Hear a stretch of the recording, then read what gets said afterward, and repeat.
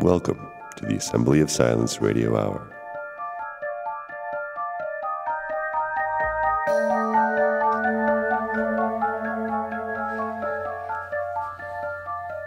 And here we are. I'm pleased to welcome a new guest to the Assembly of Silence this episode. I was wanting to get a little bit more familiarized with some of the ancient Greek classics. So I did a search, and I found a podcast called Cryptosophy. And I really love this podcast. It's two gentlemen, young guys by the name of Doyle and Max, and they just have really wonderful conversations about a variety of topics, including the classics, but that's not the only thing they talk about.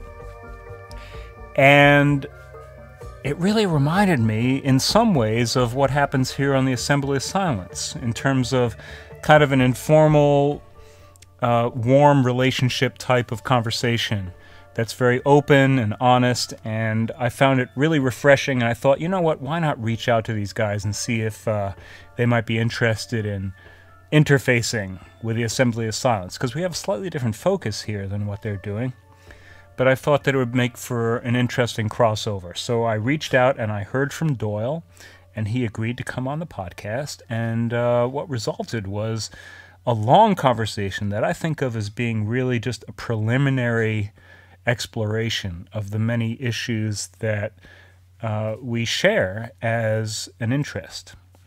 So I'm not going to speak much more about it because it's a pretty long episode, but I just want to say that I really enjoyed this conversation, and I look forward to more with Doyle and perhaps Max at some point in the future. And we're going to jump right into it. I'll just say the standard type of thing that I say on every episode, which is if you want to support this effort, there are links in the show note description. You can go to patreon.com/taijireality, and I also have a Substack now, taijireality.substack.com. And there's plenty of other ways of going about supporting. You know the drill. It involves things like hitting like buttons, doing the reviews, the stars, all that kind of stuff. If you want to be participatory in this whole endeavor, I hope you find this episode interesting. And here you go. A conversation with Doyle Baxter of the Cryptosophy podcast. I don't know if you ever have heard this statement, and I say it partially in jest, but definitely there's some seriousness to it, is that there are certain ideas that you have to have a PhD to be stupid enough to believe them. That's great. And I think that clearly, especially in the activist disciplines at the academy, that is just true.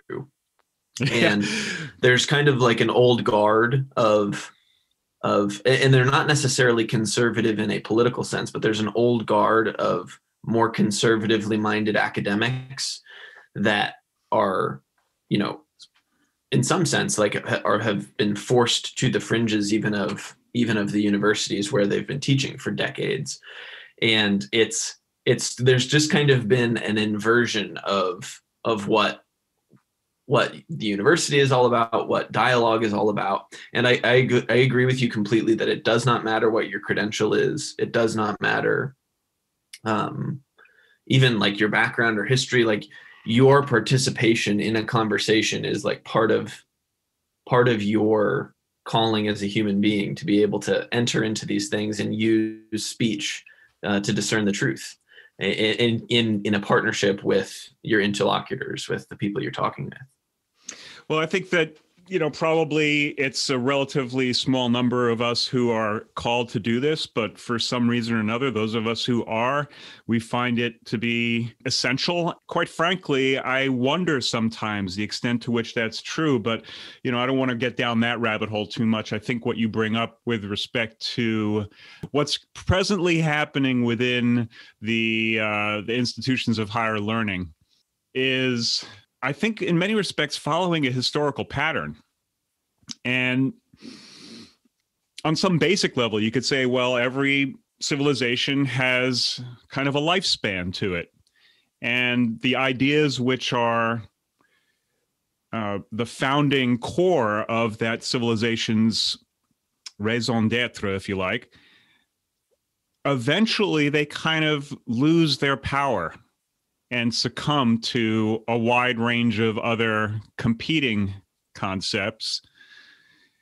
Regardless of, one of the problems here, of course, is that the power of ideas doesn't necessarily always relate to whether or not they're true. Some of the most powerful ideas are definitely not true. And that's a sad fact, but I think it's unavoidable. I think it's also incredibly ironic that you have people like Noam Chomsky, who a long time ago made the observation that, in his instance, he's being critical of essentially, I don't know if conservative is really the right word. I would say probably more the establishment.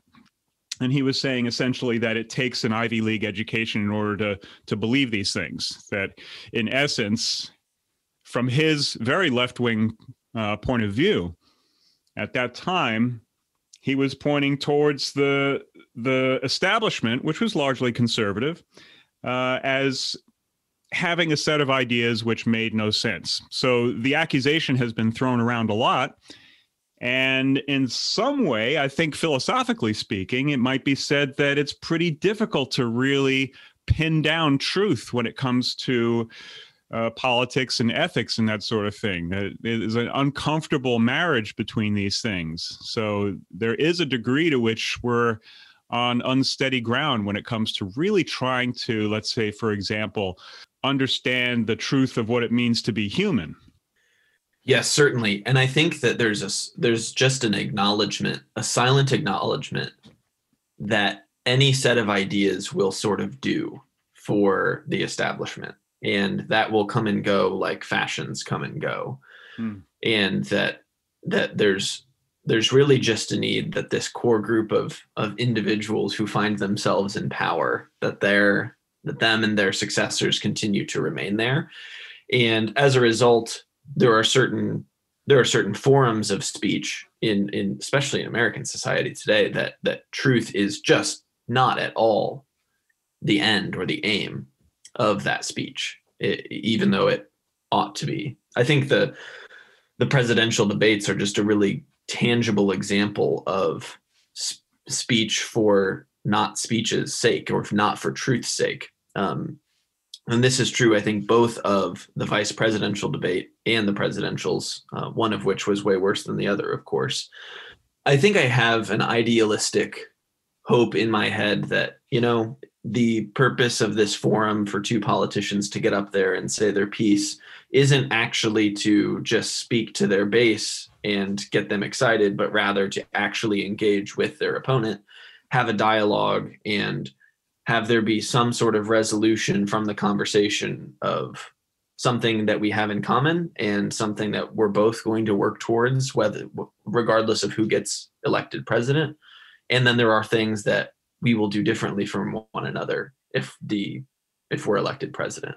And that idealism for what the speech is supposed to be oriented towards has just, I think, been totally shattered.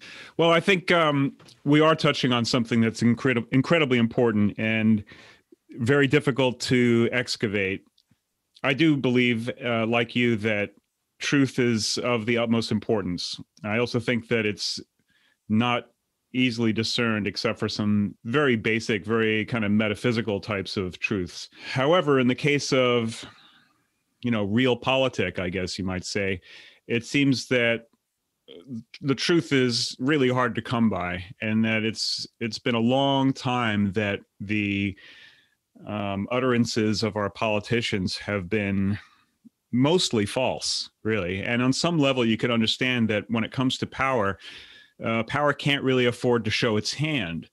And so on some basic level, there's always going to be a fair degree of obfuscation and distraction and misguidance coming from the mouths of those who are, the mouthpieces of power. That seems to be in itself a kind of truth that we're burdened with when it comes to the political domain. And I think that there's a way in which this interfaces with some of the spiritual concerns, because I do believe that on some fundamental level, a society which is perpetually lying to itself is one that's not long for this world. So I don't know what that says in general about political institutions, although it has to be acknowledged that they do tend to come and go. And it's an incredible struggle. So on some basic level, I do feel that there's a kind of incompatibility between the political realm and the spiritual realm. You could probably take that a step deeper and speculate on whether or not there's compatibility between the material realm in general and the spiritual realm, which is something that occasionally comes up here. I just had a baby son just a little over 6 months ago. And so congratulations. Obviously, thank you. His name is Phoenix, and he's incredible. The joy of my life, certainly. As you can imagine, the question of vaccinations for an infant have come up both among my friends, family, so on and so forth. And it was really interesting because I had never really thought deeply about the anti-vaxxer movement or about any of the philosophical or non-philosophical, just other sorts of reasons why one might become one. So I'll caveat all this with saying I am not an anti-vaxxer. In fact, I am a vehement anti-vaxxer, so to speak. I give my in-laws grief because they don't get their flu shot every year. And so that's my perspective on it. But one of the things that is interesting is, and I'm not super up to this. I haven't watched this documentary series, but apparently recently on Netflix, there is a documentary series that's about, individuals that hold fringe ideas. And one of them is a lady who's an anti-vaxxer. And my parents and I were discussing this lady, and ostensibly we were discussing how crazy she is, right? And I took a moment and I paused in the conversation and I thought, I totally agree that she's crazy. And the fact that the anti-vaxxer movement is gaining steam to the point where it could actually pose a threat to public health is problematic. But I want to bracket that for just a moment and consider that the anti-vaxxers are something of the canary in the coal mine, or they could be. And that's the way that I'm sort of choosing to view them. And in particular, I mean simply that it goes without saying today that generalized statements about public health from public health authorities, whether it's your personal doctor or up to like some institution like the CDC or something, that in general, the world pretty much marches to the beat of this drum. And the medical establishment is very real. And there are things that are taught in med school that are really more matters of policy, not of science, when it comes to how you treat patients, or even deeper, their philosophies of medicine that are taught as fact rather than as opinion, which they in fact are, that could be debated. And so I kind of wanted to just start the conversation by asking you about just your perspective on the need for objectors in society, like the crazy ones. How necessary are they to prevent us really from starting to if for no other reason than to make you think, maybe that authority figure doesn't have my best interest at heart when he proclaims this piece of information or this dictate. Yeah, well, that opens up a huge can of worms. There's a number of different levels upon which we can rest when it comes to analyzing the situation. And I guess while it's completely understandable that large civilizations with dense populations would be particularly concerned about the spread of disease, it also has to be acknowledged that just from a biological point of view, the extent to which we protect ourselves from pathogens, basically what it's doing is it's making our immune systems ever more vulnerable. And so, on a very fundamental level, we are weakening our species by getting really good at warding off illnesses. And that's if you kind of look at that in the very long term view, it doesn't bode well. So you could make the argument that a lot of what we're seeing in terms of chronic illnesses and susceptibilities and that sort of thing are the results of the successes that we've had in the medical field. So, nature has Certainly, a terrible... of which there are so many to recount. Yeah. All of that, I think, is pretty obvious, but it's not really part of the debate when it comes to the vaccine thing. And I think it should be. But on the other hand, the real issue comes down to, well, who gets to decide whether or not you have the right to walk around in society if you haven't been vaccinated? That's an incredibly difficult question to answer. So I guess, I'm kind of going down into one specific area. You asked a more general question about the wingnuts in society and the extent to which they're offering something of importance. And I would say, well, clearly, historically, some of the fringe people have been incredibly, how shall we say it, useful, I guess, really, when it comes to innovation in particular. And also, I think just in general as a challenge, because if you have unchallenged authority, that tends to go very badly. And so just having people who are continually kind of questioning whatever the predominant narrative is, it's a drag.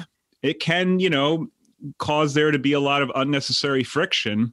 But I don't see how else you do error correcting in society on a large scale.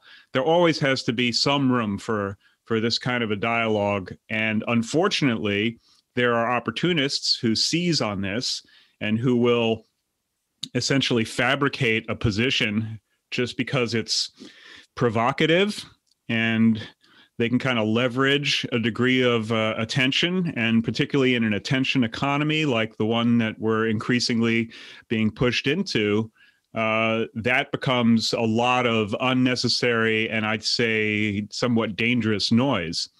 And, we're seeing a lot of pressure now being brought to bear to silence voices. And I think that's incredibly dangerous too. On some level, I think of all of this as being artifacts of a civilization at a relatively late stage where things are somewhat incoherent. And I guess you could make the case, like the metaphor that I usually use is that we're living in a new Babylon.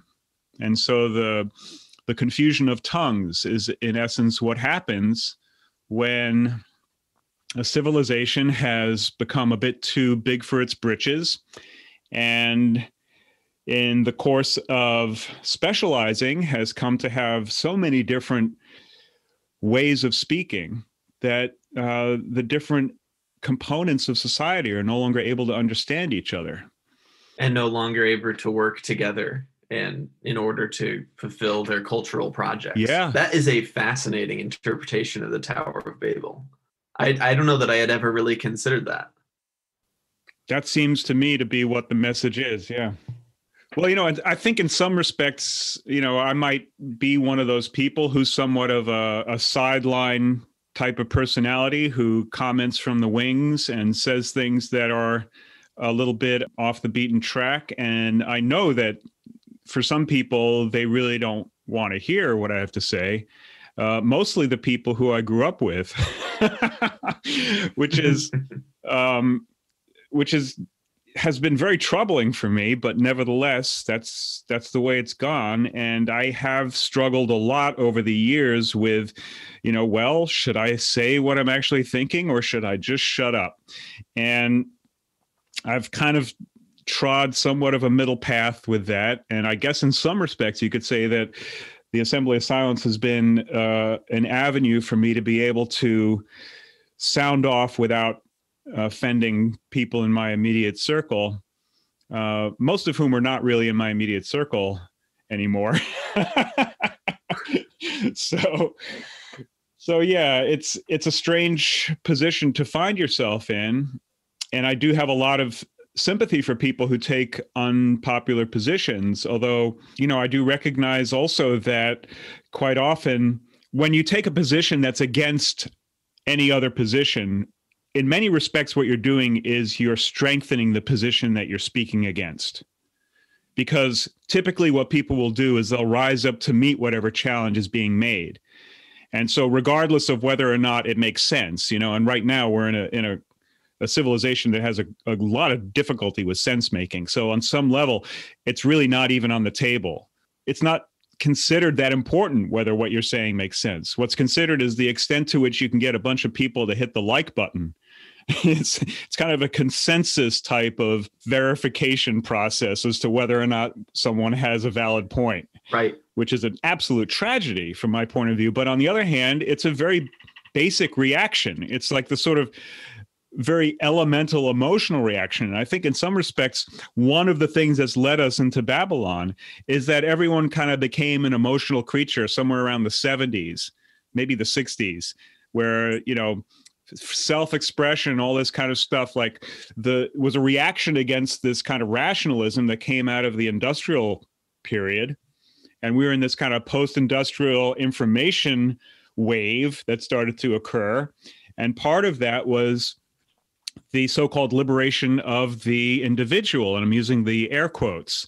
And in that liberation was the capacity for each of us to have our own feelings and to say what we thought and felt. And all of that was kind of very exciting for people, but it led to a place where on some level, the ability to think was lost. The ability to think was lost, indeed. But the other thing that was lost was fundamentally just a misunderstanding of what ideas are. There's a theory of ideas that I think is a really good one. And I think even this might go back to Nietzsche. He's probably one of many, many who have held this, but it's not people that have ideas, rather it's ideas that have people. That's good.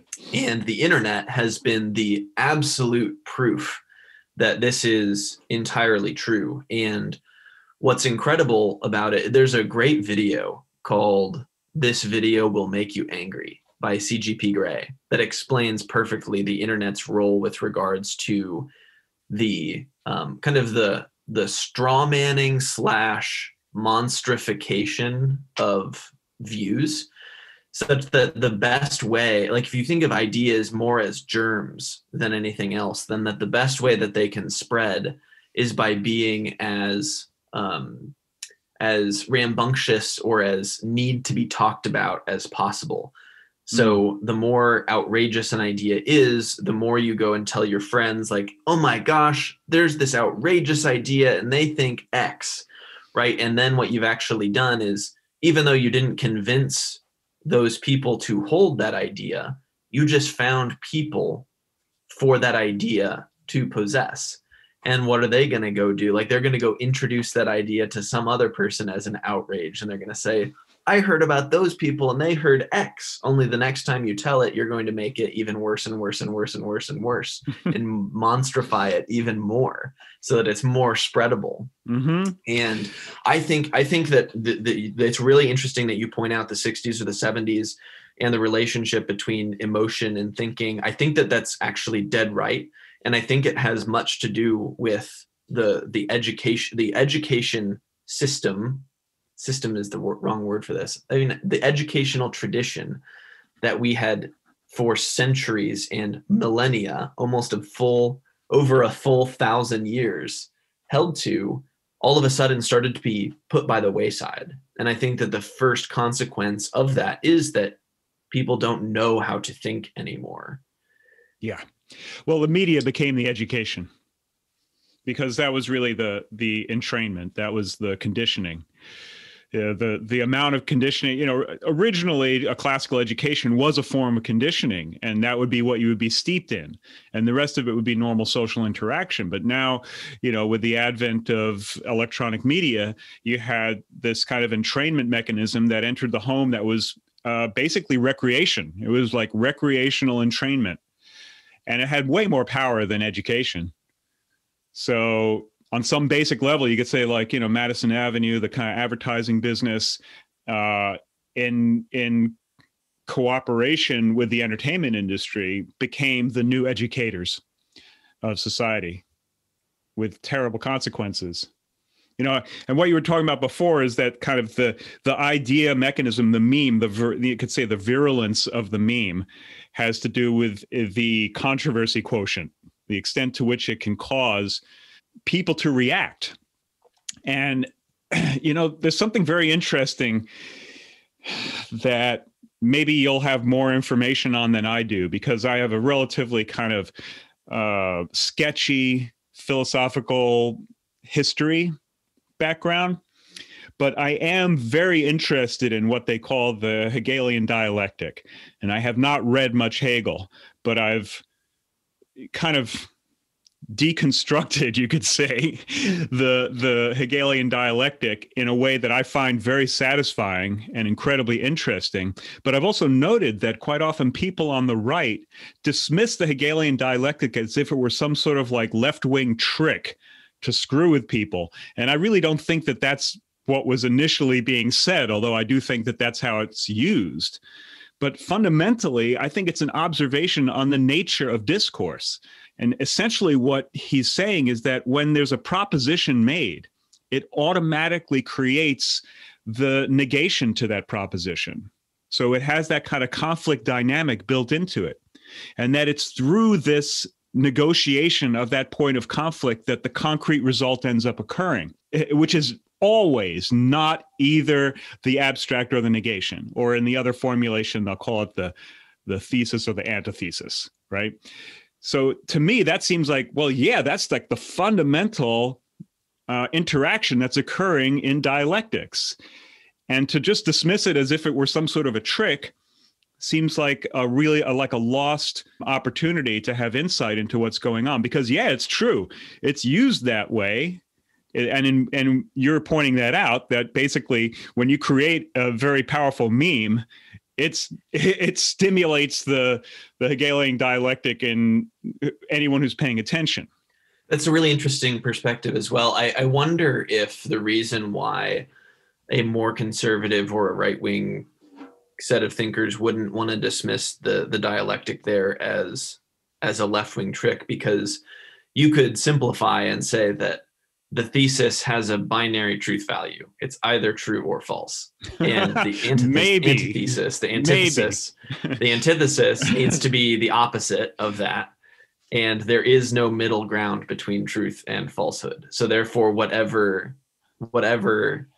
I guess it's the thesis, antithesis, and synthesis. So the synthesis then would have to be false, because it would be anded together with a false, because either the thesis or the antithesis is okay, false. Let's. So I think I don't know that I agree with this, but I think that that's probably why you would say that, right? Well, no, actually, I think that when you make a proposition, so the abstract or the thesis, however you want to refer to it, has not necessarily a binary value, because it may be indeterminate. So we may be unable to determine whether or not it's true or false, or it may, let's say there's some sort of a quantum bit involved that really has an indeterminate position that's fundamental to the proposition. So, sometimes we're unable to evaluate a proposition because we just don't have the information necessary or the tools necessary. And sometimes there's a proposition made that just simply, there is no logical approach to it. It kind of comes down to the domains of knowledge. So there are some things that we know, there's some things that we know we don't know. And then there's that whole realm of the unknown, which is huge. Like, we have to acknowledge that there's probably most of the phenomena out there is unknown on some very basic level. And so we're not going to be able to make a determination about truth or falsehood. And this, I think, kind of gets into some of the things that you've discussed with Max, having to do with the natural and the supernatural. So you have the study of philosophy would be that of what is natural, the things which are occurring that we can observe. And then theology would be that which we cannot observe, and yet at the same time, we have reasons to believe are real and are valid and are worth serious consideration. And so every abstract, every thesis is going to have, it's going to be somewhere on that spectrum. If we're lucky, we'll be able to evaluate it on some basis. But, it may be the case that depending upon what we think of as being the foundation, we're going to come up with a different evaluation. And that's where the dialectic always comes from, right? So you can make an argument that, a given proposition is true or false. Sometimes there's no way to evaluate it. Sometimes there are ways to evaluate it which still don't really give you a definitive conclusion. Yeah, certainly. And like I said, I don't know that I buy that critique, because it's a little, it's juniorish, it's kind of amateurish, and it doesn't pay, I think, right credence to the complexity of some of the ideas that are presented. And so I'm gonna claim a little bit of ignorance on just the Hegelian dialectic in particular, because I never studied Hegel in any depth. But I do think that at the very least, if we just talk about the dialogical process, and we just think about it as, even what I referenced earlier about perhaps the true purpose of a presidential debate, where you have two opponents and they come together, and at the end of the conversation, there's going to be something that we can both agree on, and we can, as a nation, all work towards. And there are going to be particular things that we disagree on, and as individual partisans, we can work towards those things. And the purpose of the dialogue being teasing out those things, what is partisan, what is not, and helping to recenter us on the things that are important, which are the nonpartisan ones. And I think that's more of an observation about what happens in a conversation. Like even right now, like I made an extreme point about the dialectic. You came in with a really good argument for why I should reconsider that. And here I am talking about a middle way, right? And so we're witnessing the synthesis of two opposed ideas happening, right? Yeah. We're always witnessing this dialectic, and we could basically remove Hegel's name from it, because if I understand correctly, the more you read Hegel, the more difficult it is to understand what the hell it was he was talking about.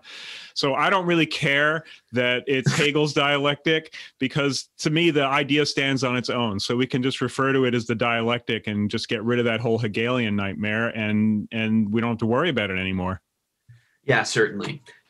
And so to bring this back to our discussion about, the question of education and the emotionalization of like all people, especially starting in the 60s and 70s, I would like to like level the claim that the reason why there's been such a dramatic change is that, there's a critique of the great books in particular, and just classical education in general, that they're the observations and,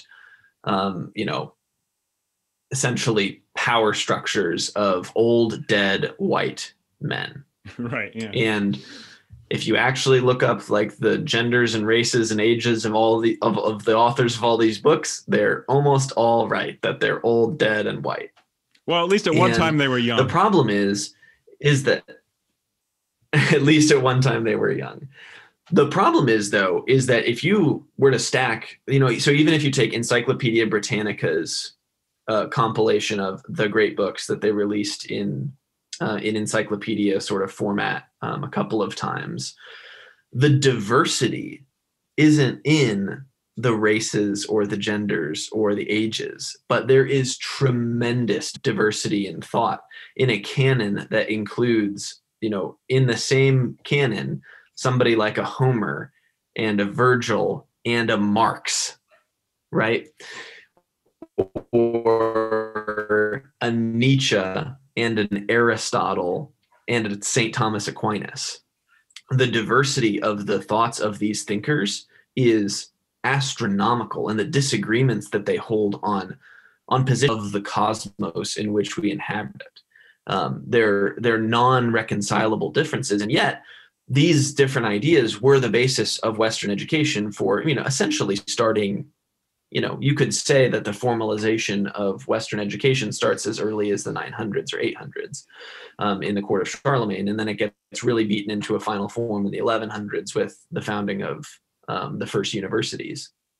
And so, but what that meant is that by the time you are actually entering the dialogue as a master or as a doctor, you have in your education and in your head had to wrestle with irreconcilable differences among the thinkers that you've studied. And so then it's no surprise to you when your colleagues hold different positions than you do on fundamental things like the essence of God or the nature of different sorts of moral situations, right? It's no surprise to you that people have different opinions, because that's your entire education has been a tour of the world's great different opinions. Yeah. Yeah, it's fascinating. It seems that the irony of the situation is that when people were being told that their individual feelings mattered more than the ideas of others, they somehow or another ended up in a situation where it was really only their own feelings that mattered. And so you could only aggregate into groups that felt the same way as you did and align yourselves against those who felt differently. And I'm using the word felt or feel as opposed to think, because that's basically what it comes down to, because you can't think if that's what your baseline is. You have to be able to deal with difference if you're a thinker. And that, I guess, is really the fundamental strength of the intellectual project. And I think also the hope for the future, because if we're not going to be able to get beyond our differences, then we're simply not going to succeed as a society. We will fail. And I am really concerned that we're already right on that precipice here. And so it seems to me that now more than ever, the intellectual project is of great importance, although there are some serious problems with it too, because basically we're going to have to use our intellect in order to deal with the emotionality of a great majority of the population and many of the people who are running the show, or at least they're using that emotionality to be able to achieve certain objectives. And, the intellect isn't really well adapted to dealing with that. I think on some level, there's a more, it gets down to real politics. It gets down to human psychology. It gets down once again towards, well, it doesn't really matter what the argument is. What matters is the outcome. And so then you kind of end up with a, by whatever means necessary type of strategy. And then you just end up being just as bad as, it's kind of why every revolution fails in terms of creating a more beautiful world. It seems that quite often what ends up happening in the process of trying to address the ills of society in order to have any political power, people start playing the power games necessary in order to aggregate that power. And the next thing you know, they're just as bad as the people they're trying to overthrow. But, I just want to bring up one quick thing about this whole idea of like old white men, because I think that, while it's true that the classical Western education focused primarily on, let's say the Greeks and the Western tradition, there really was a through line that reached back archaeologically towards Egypt, and which included a deep respect for a lot of the writings of ancient India and also of China.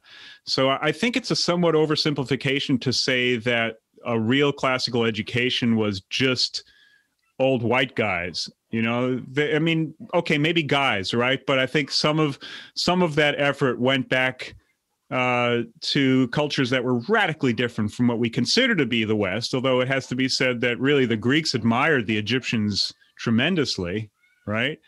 And that there was also a deep respect for what was discovered within the intellectual tradition of India by those very same classical scholars.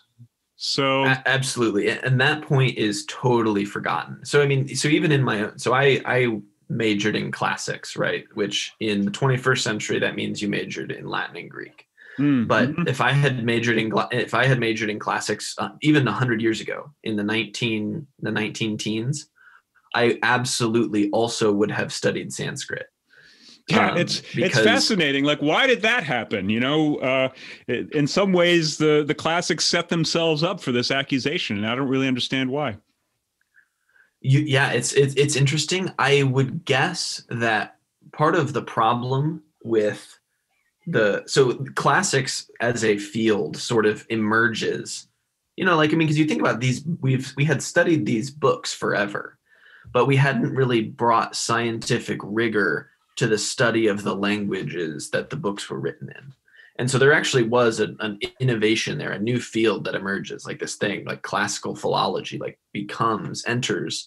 And you could say it happens, around the same time as the rest of the Enlightenment sciences are coming up. 1700s, end of the 1700s, it starts to really, really become a thing. And then experiences a flowering in the 1800s. And I think part of what happened is that there was so much study of languages that were so much more dead than Latin, Greek, and Sanskrit, that there did become something of like a bad taste in one's mouth for why am I translating ancient Babylonian? Like, this literally hasn't been written. There hasn't been a book written in this in literally thousands of years, whereas in Latin and Greek, like, books are written in Latin every year still. And interesting. So I do think that there was a little bit of a course correct after there was this kind of really interesting and exciting flowering of the study of dead languages. Like, the classics needed to course correct themselves a little bit. And essentially what it did is it put the dead languages in a hierarchy. And it said the most important dead language is Latin, and the second most important dead language is Greek. And so all of our students are going to study those. And then if they want to go off and do their own things in postdoc or in grad school, they can do it there. But you're totally right. We set ourselves up for it.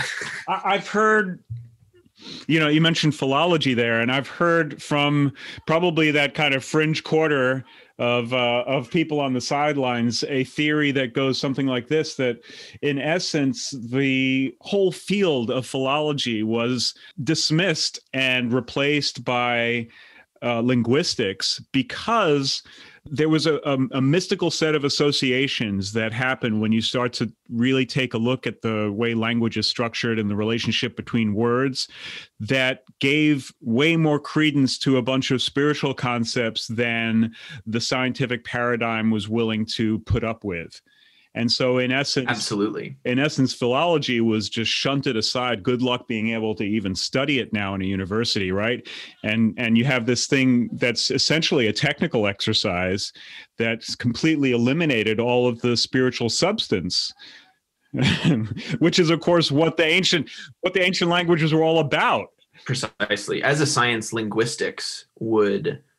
And you actually see this in some of the philosophers, like Wittgenstein in particular, with his theory of language games. I'm not super familiar with Noam Chomsky's work, but I know of him. I would assume that he sort of follows in a Wittgensteinian sort of understanding of what language is about.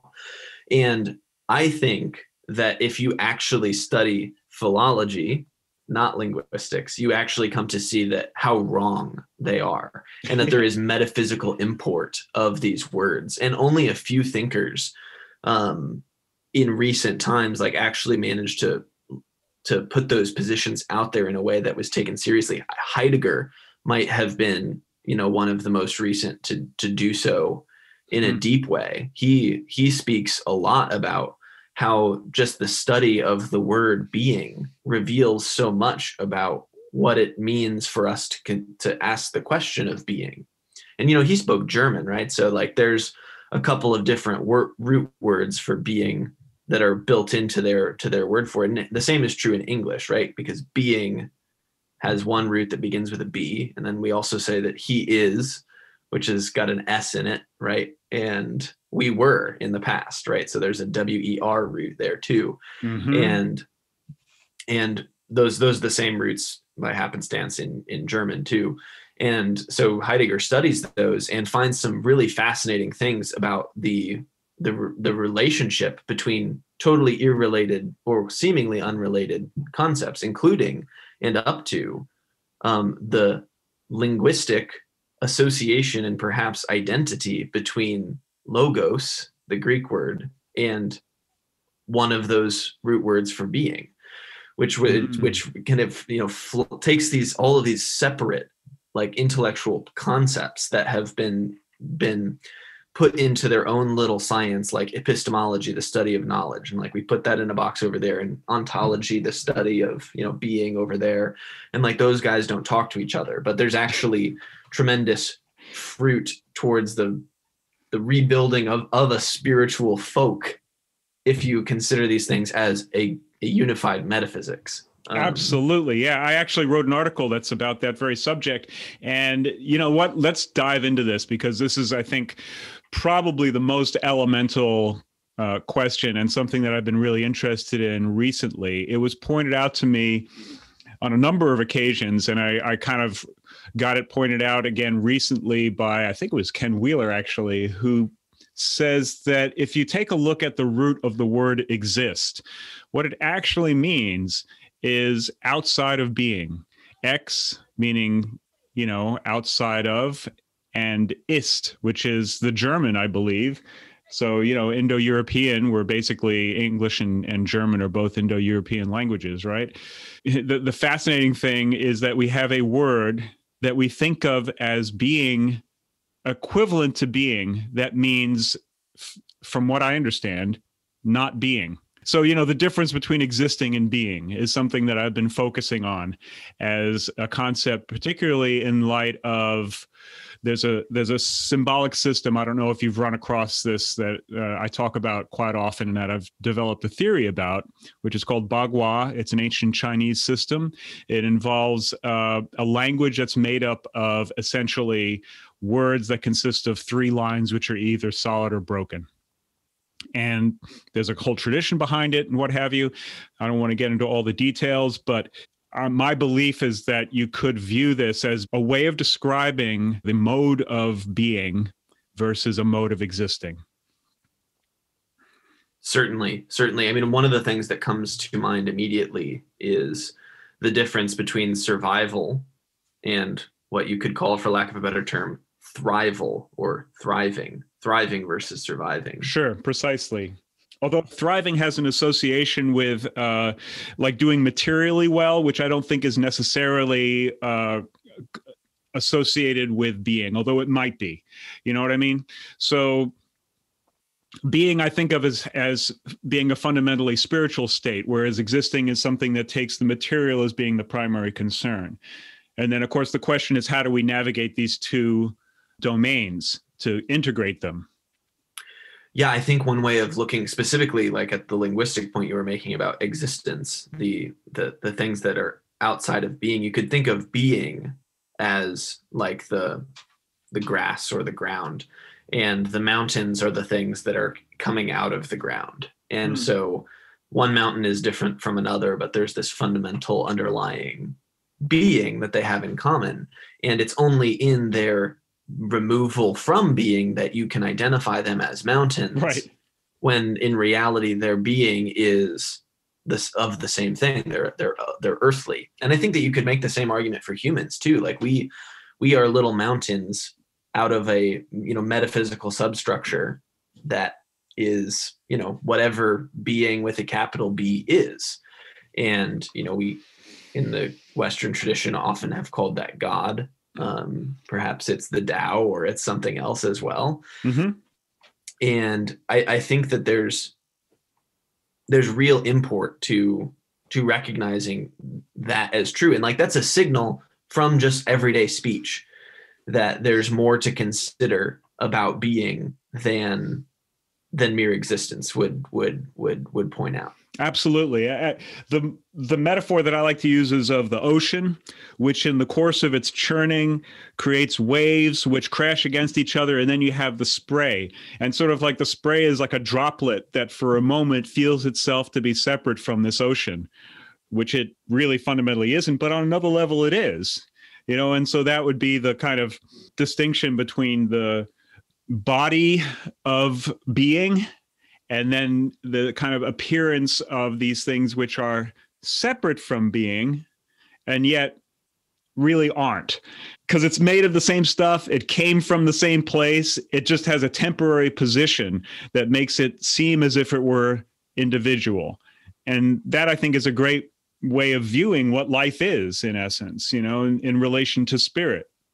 Certainly. Well, and there's a whole other class of like words that seem to point to the same thing. Like, so we mentioned existence, but there's also subsistence, persistence, resistance that are all I think pointing back to this same thing, that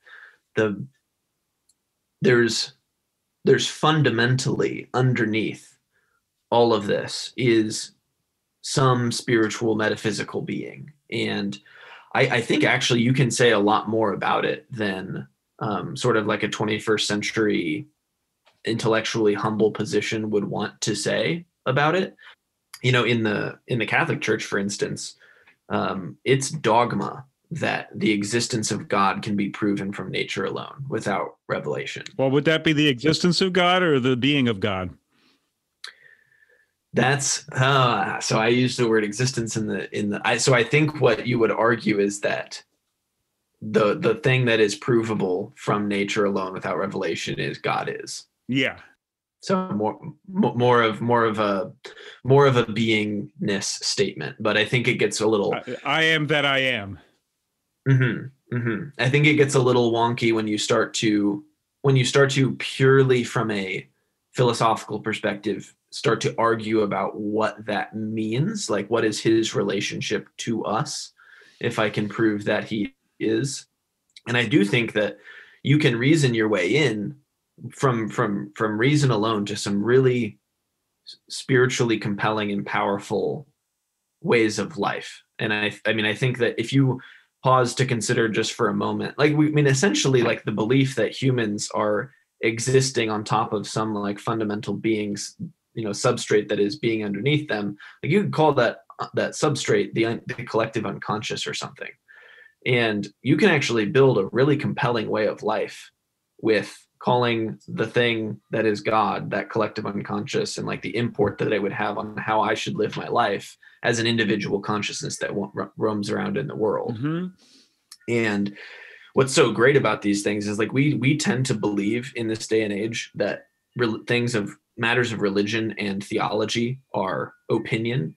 And there are certain classes of theological or religious thought that is opinion, but so much of it can actually be argued from first principles.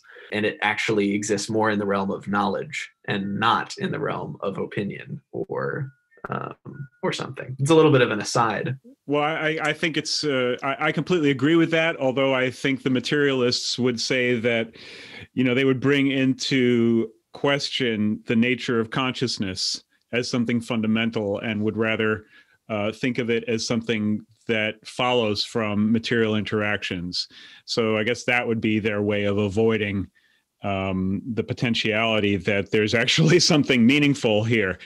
Certainly. But I do think, and it's Jordan Peterson who pointed this out, so I'm not going to take any credit for this, but I think that he is totally right that evolution is actually not something that a materialist should be excited about as a almost conclusive truth, because it means that there's something towards which life, this purely material thing, is actually moving towards some end.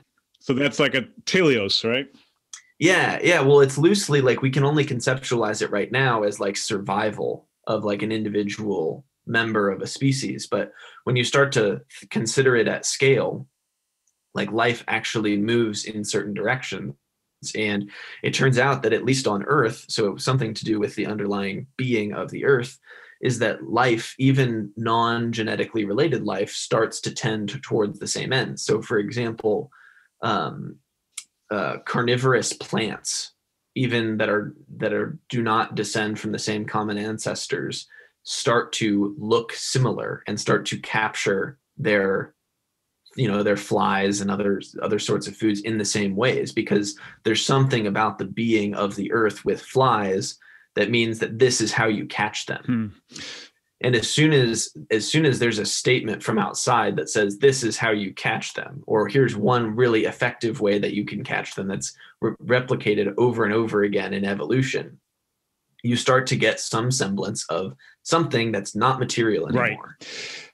And it's the proper way to catch a fly. I mean, ultimately, it really comes down to the fact, and I think it really is a fact, that consciousness is so much more of an elegant explanation for the innovation that occurs within species than is random mutation.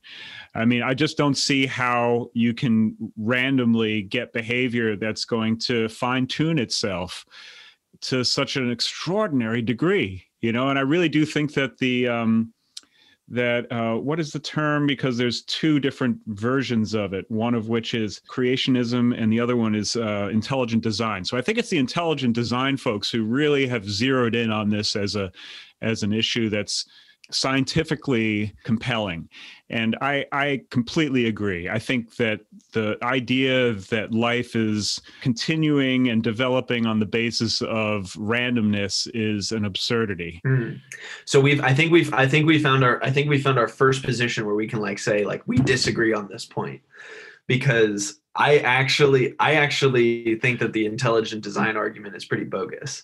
Okay, great. Let's do it.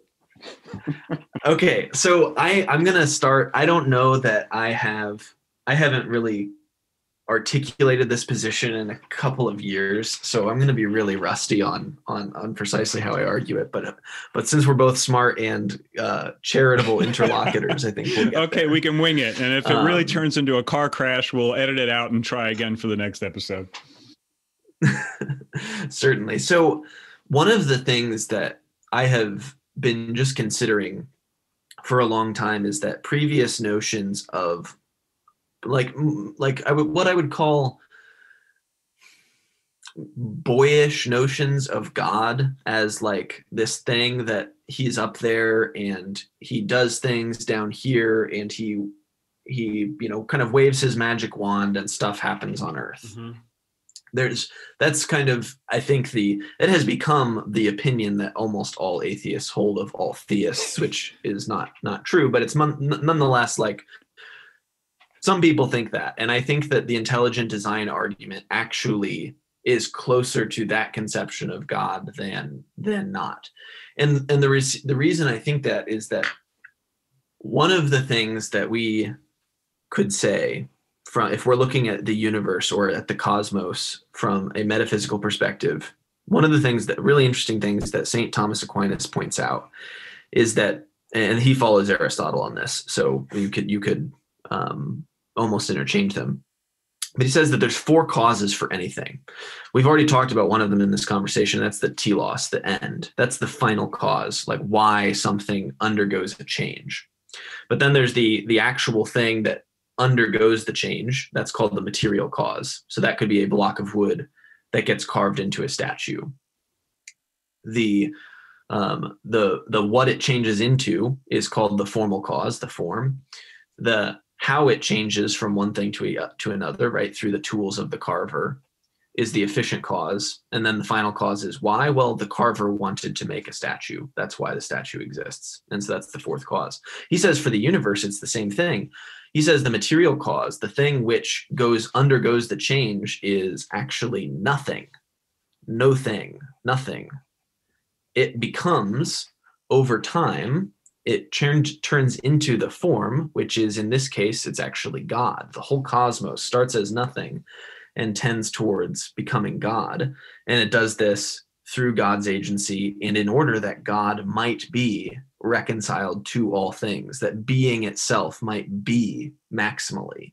I think that that's a fascinating way of framing it, because it would actually say that what you claim is randomness, I say, no, providence is already in the randomness. And so given enough time, given enough opportunity for experimentation and change, all being will tend towards God. And it's just happened to be the case that it's happened here on Earth, and that material things randomly moving around and bumping into each other are further along on its metaphysical journey between nothingness and God that you have humans. And perhaps we're so close that we're almost there, and that was why the incarnation was possible. It was not some miracle that the essence of God himself could take on human essence. So again, I kind of botched the argument, but that's sort of how we go there. I mean, there's an awful lot of fascinating stuff in there, and I'm not entirely sure how it relates to the question. I mean, I see that you're saying that fundamentally it's built into the elemental setup that there would be a kind of randomness of the interactions that are occurring. So I guess really all I could do, rather than sort of argue that view, is to paint a different picture. So if you'll allow me, I'll do my best to kind of do the schematic of the way I'm seeing it. You know, fundamentally, based on our own experience of living, it's pretty clear that there is a kind of internal, external dimension to things. And that however it is you want to characterize it, we can call it the psyche, you can call it the psyche kind of illuminated by the spirit, I think is the way that it's traditionally thought of. So whatever it is that's that experience of being, that is different from the physical context within which we find ourselves.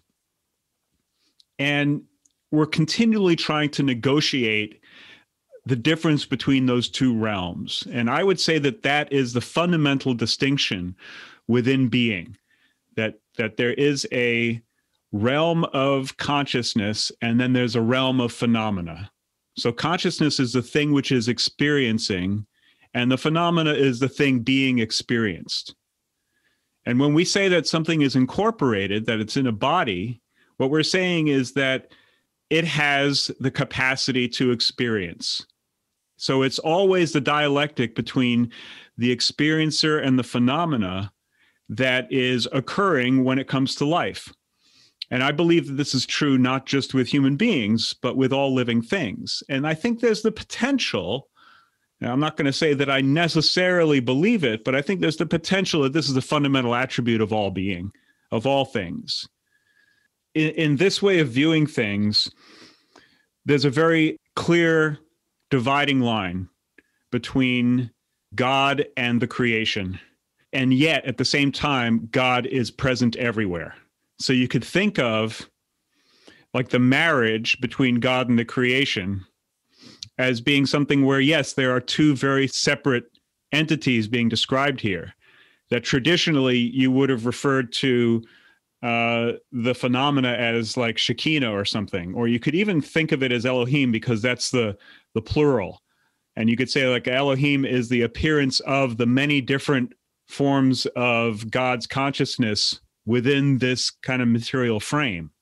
But that the basic dynamic was of this subdividing within the consciousness of God that produced a realm within which things could visit. And as I understand it, that's kind of one of the archetypical Greek concepts that in essence, when we're hearing about in, I think it's Genesis, the angels coming down and falling in love with the daughters of men, that is a poetic way of describing the world of phenomena becoming so enticing that previously immaterial angels, which are like the angles of God, you could say, were so drawn to them in the same way that we've become drawn by our own illusions, that they went to go live there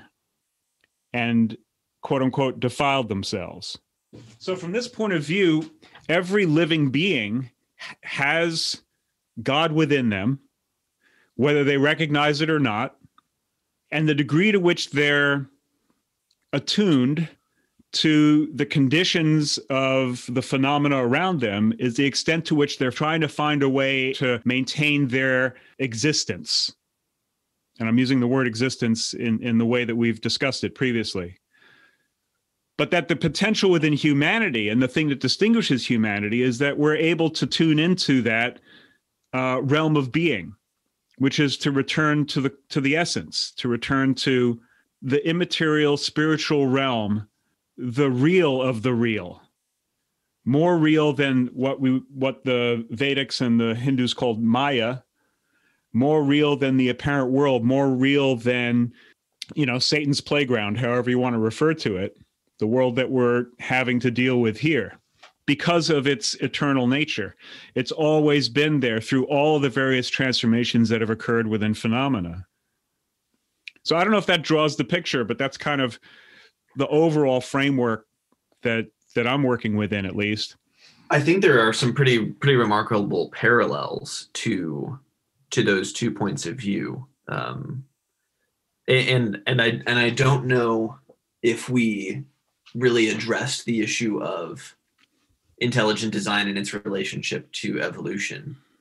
How do you see those? I guess those angles of God, or that each little pocket of God's consciousness, its relationship to the material things that evolve. How does that work? Well, in essence, when the psyche becomes so enthusiastic that it takes the material world for being real, which is what we typically do. That's what life does. Life gets inside of a body. It's viewing the phenomena of the world through the position of that body, and is attempting to continue its own project. It has the teleos is embedded within the material configuration that it finds itself. And so as the material configuration shifts, which is what's always occurring because energy is being converted from one state to another, as the material world is changing, the consciousness is forced to deal with a different set of circumstances, and it makes its best effort to adapt. And I think that fundamentally genetic material is the encoding of the microbiome on all the various types of protein folds that might be able to address a range of different environmental circumstances. So it's really, instead of it being the driver of cell behavior, it's more like the record of cellular innovation. Interesting. So in both cases, I think what we're arguing is that there truly is an external end towards which these material things are changing. Well, but that end is continually transforming. So it's always slipping away from us because the material conditions are ever changing. So yes, at any given moment, there is an environmental niche within which we can occupy, or there's that potential.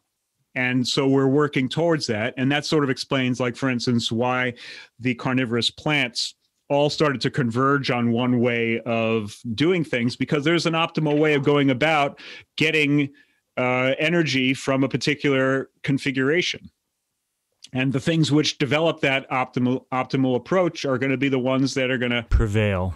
This is a little complicated because there's a way in which this can turn on itself. So, one of the ways that Darwin is talked about is saying that, well, there's survival of the fittest, and so the thing which is best suited to its environment will be the one which has the greatest success. But unfortunately, what's not really taken into account there is the feedback loop, because the most successful, if we're going to say successful in terms of number of successions, so like more generations, so sort of the degree to which a population becomes very large is the degree to which that population is going to change its environment. And that's going to make it more challenging for the population to continue in the way that it has prior. So fundamentally, success can be a failure, because it will, if you change the environment more quickly than your capacity to adapt to it, you're in big trouble. So success would actually be a very modest path. It would be a very humble way of, this is why I'm always a little suspicious of the sort of the ambition of great men, because quite often the things that have really changed the face of the world the most have also laden us with some of the biggest challenges. And I think that probably the most successful species are the ones which don't modify their environment as much. But that, I don't think, is what that is meant by successful when from an evolutionary point of view, from a Darwinian point of view. But those are some fine points. But I think it's all very, very important when it comes down to really getting a grip on what we're talking about. But yeah, I think that fundamentally there is an element of conscious intention that guides the direction of living things. It's not an absolute. There's all kinds of complexity to the things which ultimately end up occurring in the development of a species. And a lot of it has to do with interaction. So you could say that there's a dialectical component, right? But that on the basis of each individual, and you could think of each species also as having kind of a particular point of view in somewhat the same way that an individual does. Yeah, they're doing their best consciously to adapt to whatever the circumstances are. And that's a huge element in the progression of the species. Interesting. And so that kind of viewing of like a spiritual, an entity, guardian angel, so to speak, of species, of individuals, of groups, creates that conscious intentionality towards the changes that need to be made.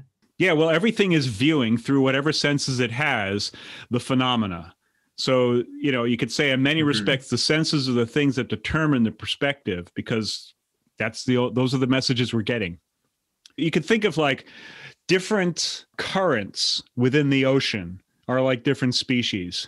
They're made of the same thing, and yet at the same time, you can identify them as being different. And so there may be currents that are far deeper. There may be currents that are far more on the surface, and it may be that the ones on the surface are a bit more, what's the right way of saying this? Like, how do we distinguish between the incredible range of experience that we can see evident within the biosphere? It's incredible the number of ways that life manifests itself, right? So I'm not really sure exactly what depth means in that model, if I'm going to make that comparison. But nonetheless, I think we can think of it in those terms, because one of the greatest difficulties in general when you're kind of doing this kind of a cosmological outline is reconciling differentiation with unity, because God is one and the universe is one. And we know that all things in some way, no matter how small, are impacting everything else. So it's a very dynamic interaction that's happening, whether it's on a, small individual ecosystem scale or just within the body itself, or cosmologically speaking. Reconciling that seems like a real challenge.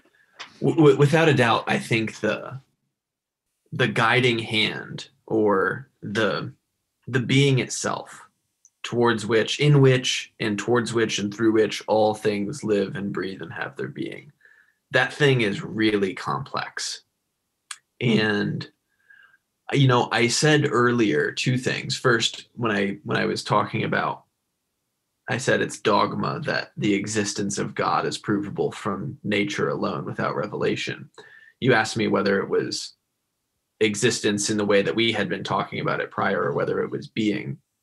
I'm going to revise what I said. I said it was more being. I think it's precisely existence, because I think even in Revelation, we're getting glimpses of what he is, right?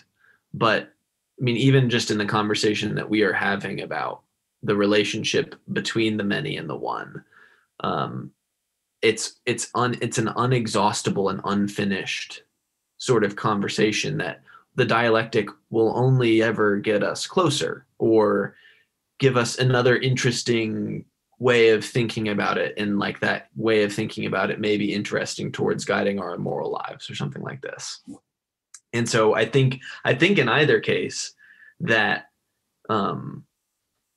what the difference between your position and my position is that my position is comfortable with a sort of clockwork universe where just like the only thing that's fixed is what time does it all end.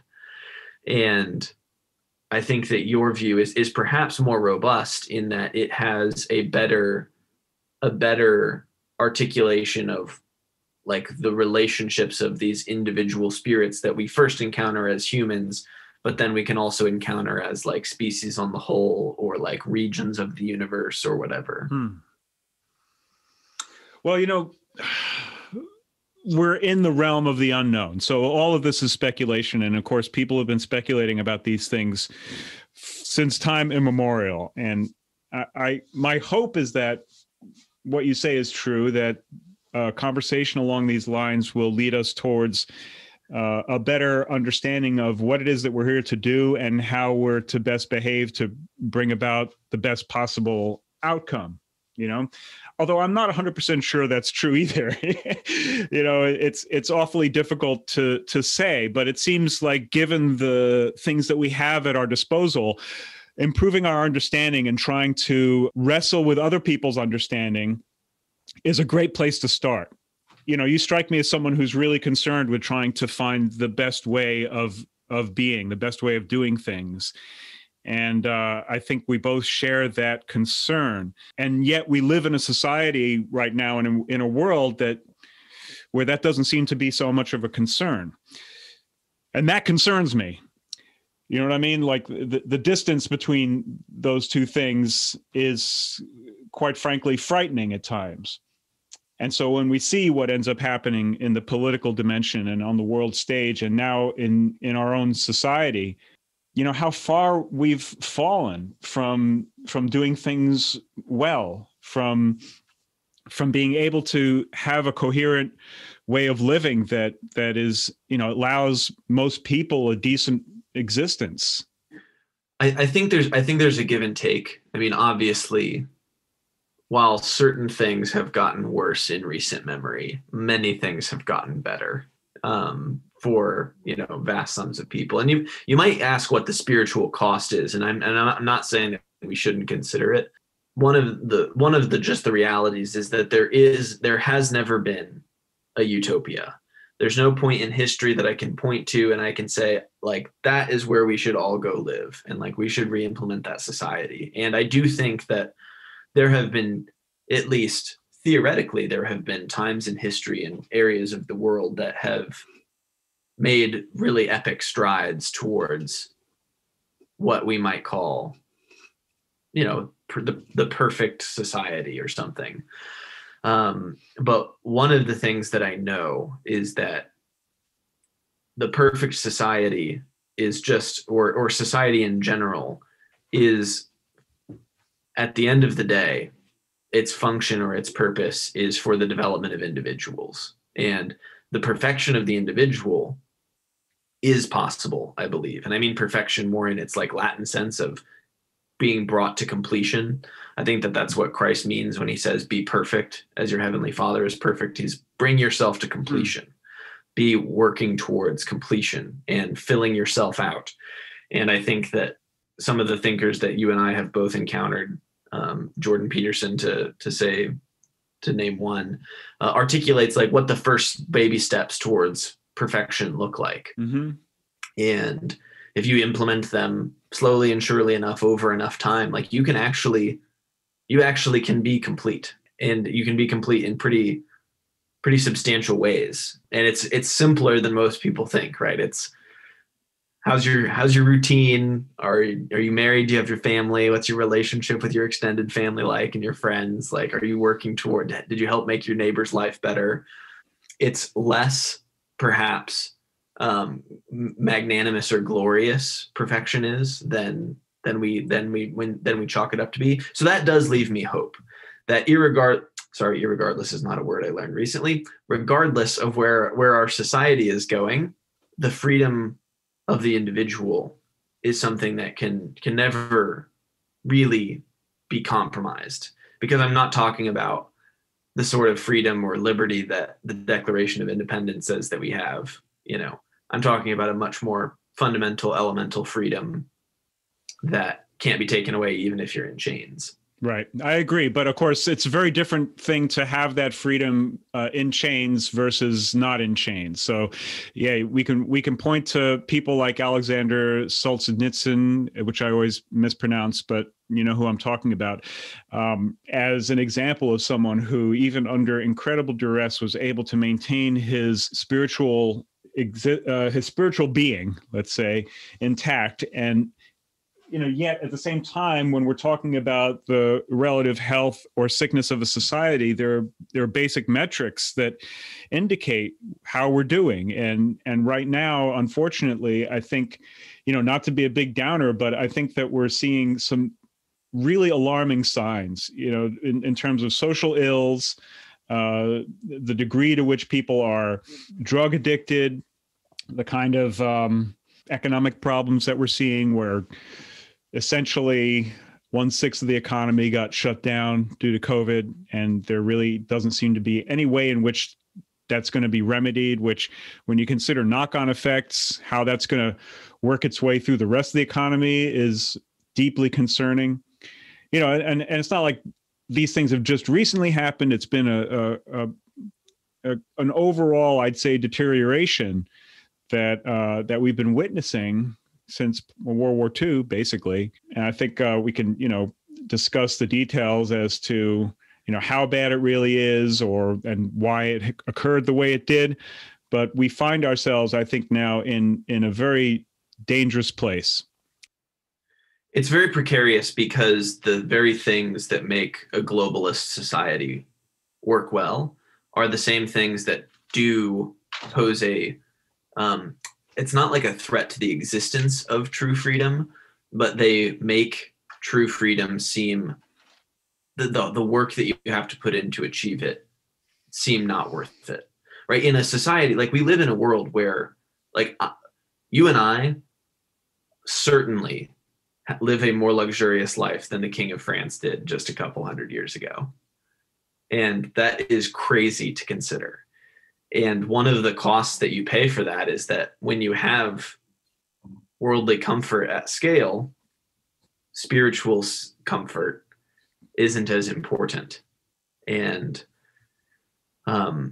I think that you've said a couple of times that we are on a precipice, or that we're a society at the experiencing the extent of its decadence, and a fall is perhaps not far off. I think you're right, actually, about that. But I do have hope that when things get reorganized, that it's not going to be as destructive as a downfall as perhaps we make it out to be. Yeah, I agree with that. And in some respects, I'd say that the way that we were doing things could not continue forever, obviously. And when you're talking about managing 7 point whatever it is, X number of billions of people on the planet, it's going to require a reduction in the degree of freedom that people in the West have enjoyed.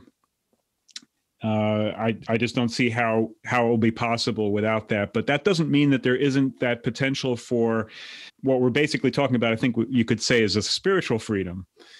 At least that's my hope, is that we might be able to preserve that as a human right, and whatever kind of restructuring is going to occur, that it won't have some of the worst and more frightening aspects of totalitarianism, or of technological, psychological control. All of those types of things are concerning.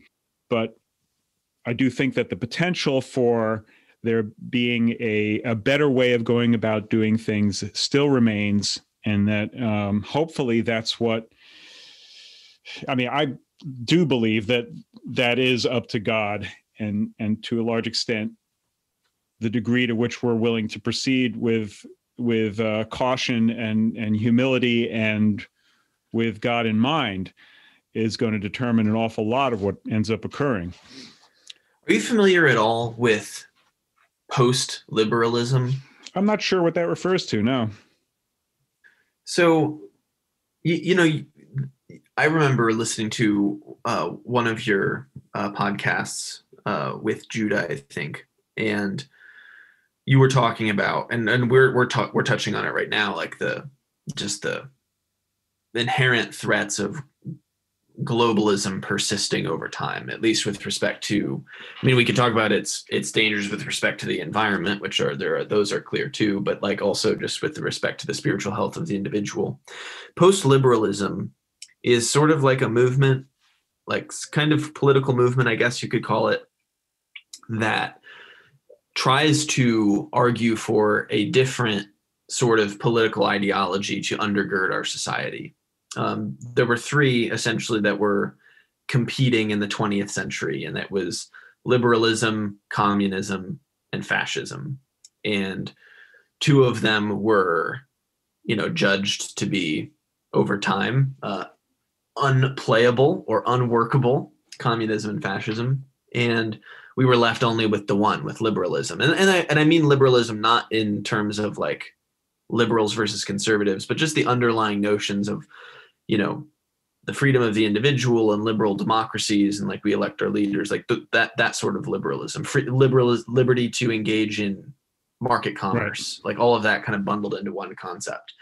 And the thing is that the liberty that is proclaimed by liberalism is not at all the same liberty that has been believed in for the history of the West. And it's kind of this distinction that we've been talking about. We've been using like the words spiritual freedom to describe it. And one of the interesting things about it is that freedom that has been classically believed in and taught, it's like, it's a virtue. It's almost one of Aristotle's virtues, where it's a habit that has to be cultivated. And if you don't cultivate it, you won't have it, right? Because you end up a slave and addicted and whatnot through your own inaction. And rather, liberalism says, no. Freedom, you have it already. It's given to you. The Declaration of Independence says God gave it to you, right? Endowed by his creator with unalienable rights. And among them are life, liberty, and the pursuit of happiness. Like, you already have freedom. Now you just need governments and institutions to come in and protect it from those who want to take it away from you. And so post-liberalism is challenging that fundamental notion that is truly at the heart of our society. It's at the heart of our Declaration of Independence. It's that, no, you don't have freedom.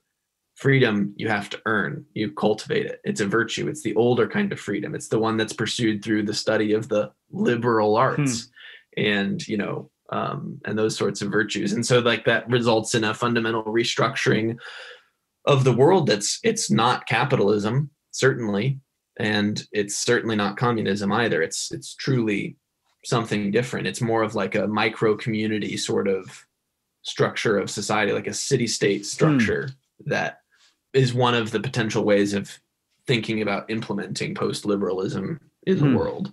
That's very interesting. Well, we're at about an hour and a half, and I've been trying to keep the podcasts a little bit on the shorter side lately, just because I think people can only focus for so long, including myself. But I'm really happy with the way that we talk, and I think that we've sort of probed some really fundamental things in this conversation, and hope that we continue to do so, because there's just so many, like this, even this last issue having to do with, well, what is meant by individual liberty? And is there a way in which there is an unalienable aspect of that? On some level, you could say, well, choice is liberty. And so having a political system where people have some degree of choice, and then, of course, within us, regardless of our circumstance, kind of getting back to that, even in chains, we have a degree of liberty within our own psyches. All of that, I think, is really important, very basic infrastructural type of stuff. And then the idea that there might be this new organization, a new way of conceiving of how to structure a society where, can you say that last part again? Because I really liked what I got from it, but I don't know how to characterize it myself. So you were saying that this is kind of suggesting a new mode of social organization and of venture, right? Yeah, essentially. And this is not the only way that you could implement this notion of liberty, right? Post-liberalism, I think, is a broader political ideology that could manifests itself in a couple of ways. The city-state one is the one I was talking about.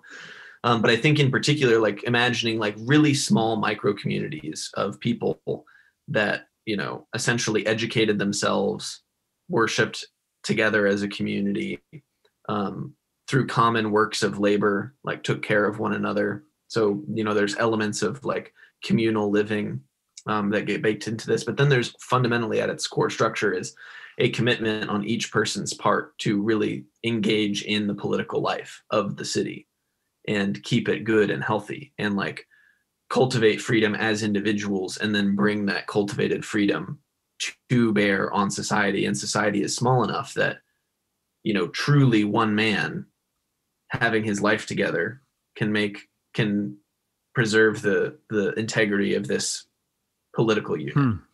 And if everyone has it together, then like it's going to persist forever. And so the idea of it just being it's communal and it's small, such that the weight of each individual's liberty matters. It strikes me that something like that would have to be organized around not only a common vision of spiritual practice, but also that there would need to be some common venture where you are providing something of importance to society at large, and the thing that seems to like a prerequisite for that to function in a micro community context is that we would maintain the right to property. And the thing that concerns me about what's happening now, like if we view what's going on in China and that sort of thing, and the kinds of changes that are happening with our economy now, I'm concerned about the ability for people to maintain property rights over the course of the next 50 years, let's say, here in this country. I'm concerned that a lot of this is going to become kind of a by fiat type of thing, that there's going to be governmental encroachment and that everything will be organized if it is organized from a kind of top down point of view. And I really hope that's not the way it goes. That's not what that's what I'm concerned about, but not necessarily saying that it's baked into the pie. Well, we can rest comfortable that eminent domain is blatantly unconstitutional, but we've never had a Supreme Court that had the balls to say that. Give me a little bit more about that before we sign off. Yeah, well, I mean, I think super clearly that first of all, the Constitution doesn't really broach the topic, but when it does, it's with relation to the states. And if the states are going to be ceding land or territory to the federal government or to another state or for the creation of a new state, that all has to be done with the will of the state legislature, right? And so like there's this fundamental freedom, at least baked into the relationship between the federal governments and the states, that the federal government doesn't just get to do what it wishes with land or property because it happens to be the government. I think you could actually maybe argue that there's a constitutional case against federal land in general that's not, especially federal land that's not willfully given by the state to the federal government. But nonetheless, well, good luck with that one in the courts. That's what I'd say to that. Yeah, I'll have good luck with that one. But I mean, honestly, I do think that there are good cases that could be made against things like eminent domain, perhaps even federal land, and those two things alone. Like if you take away those powers, it's like what is the federal government even anymore? Well, that may be true, but there have been cases where eminent domain has been used for the seizure of land. That has, definitely happened. And so the question to which we are able to maintain a society where laws are being faithfully abided by, or even are defensible, is, I think, also another something we should really be keeping a close watch on, I guess is the way I would phrase it. Because there does seem to be an awful lot of funny business going on, and I don't see the coherency in response that suggests that we're going to be able to stop the forces. It's similar to what happened within the universities. If we take the kind of evergreen model of, and this is basically what Brett Weinstein has been going on about now for quite a while, is that he feels that evergreen was sort of the test case, and now it's being rolled out on a much larger scale. If that's true, and I don't know that it necessarily is. I think maybe there's a certain amount of paranoia in there, but on the other hand, he's a very smart guy. And I think that many of the things that he points out are just without doubt, very concerning and basically true when it comes to the degree to which the power plays are being made with no regard for whether it makes sense, whether it's legal or anything. If that's the kind of thing that's being rolled out on a national scale right now, and I know that there's plenty of people who would argue that that's already happening, we might be in for kind of a rough ride. We may. Especially with regards to the university example, I have hope that COVID-19 is going to stick the dagger in the hearts of many universities that have lost their ways. And perhaps that will lead to a little bit of a reset with regards to that. That's an interesting possibility. And I guess on some level, there's all of this concern when you see various institutions falling by the wayside, but the potential for new institutions springing up in the vacuum, which of course would be the evolutionary way of things occurring. Well, that's something that I think is very hopeful. And I really hope that we start to, I know that that's one of Dr. Peterson's projects right now, if I'm not mistaken, is to basically start a new university. Is that correct? Yeah, I think I don't know if it's as formal as that. I think that some of that thinking got enshrined in the ThinkSpot social media platform that has come out. Have you been working with that at all? So I am on ThinkSpot. I am not a paying subscriber. So at least in the beta phase, I was not able to post content. You have to kind of be in this premium model to be able to build a channel and then monetize it. And it's one of the ways that it keeps it sort of ad free is that the moderators or the content creators start by paying, and then that's part of the integrity of they're not selling your privacy sort of business models. Got it. But I am actually looking forward to diving into it a bit more as we start working on relaunching the Cryptosophy podcast. I think it could be a really good social avenue. Do you have a sense of how successful it's been? There are some. I'm on all of the email lists. I don't have any metrics for how many subscribers there are, but I get an email about once a week that features a content creator. And I can just remember there's, Akira the Dawn has been featured. Bishop Barron has been featured. There's been some interesting essays that get that they kind of conglomerate and send out as a newsletter.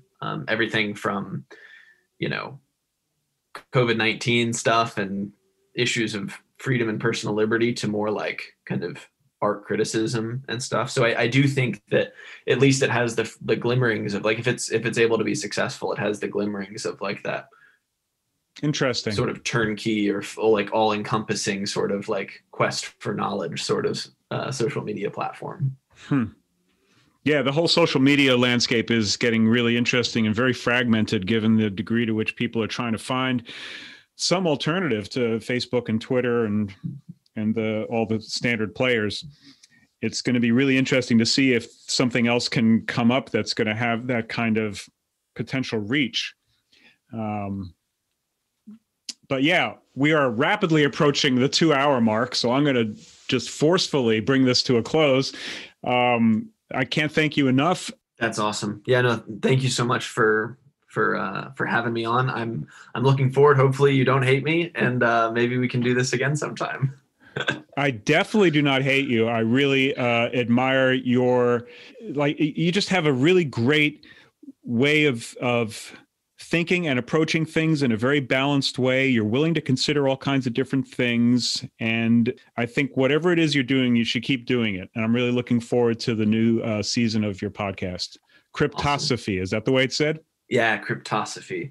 But yeah, we just launched a new website, cryptosophy.fm.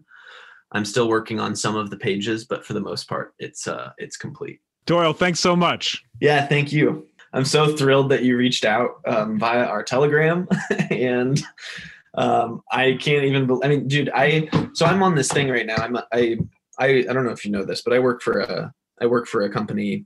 I'm a product manager for a essentially a 90-day spiritual exercise called Exodus.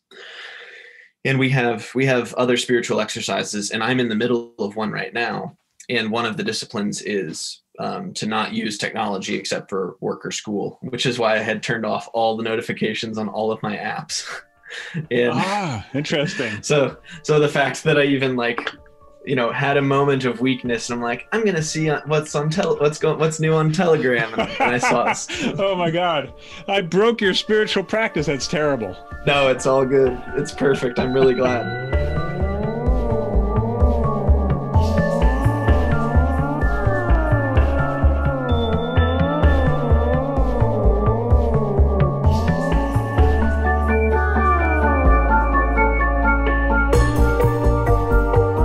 Thanks for listening. We look forward to serving you again soon. In the meantime, remember, turn that thing over a few times before you pick it up and take it home.